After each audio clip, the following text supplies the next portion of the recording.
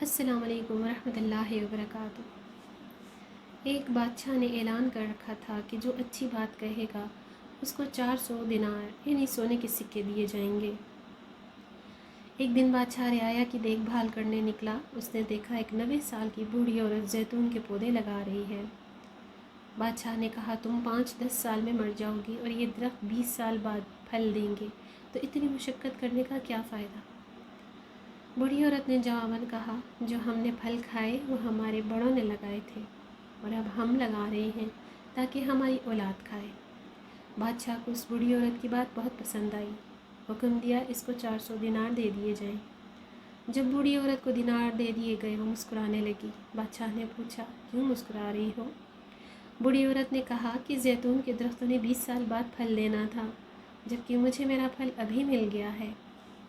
بادشاہ کو اس کی یہ بات بھی اچھی لگی اور حکم جاری کیا اس کو مزید 400 دینار دے دیے جائیں۔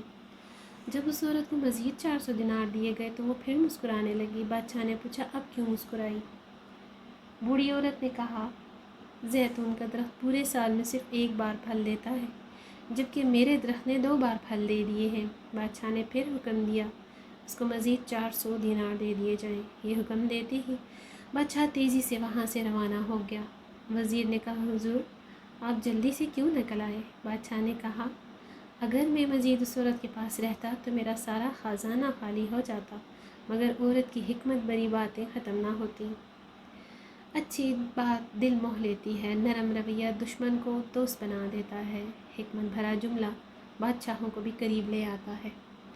اچھی بات دنیا میں دوست بڑھاتی اور دشمن کم کرتی ہے اور آخرت میں ثواب کی کثرت کرتی ہے۔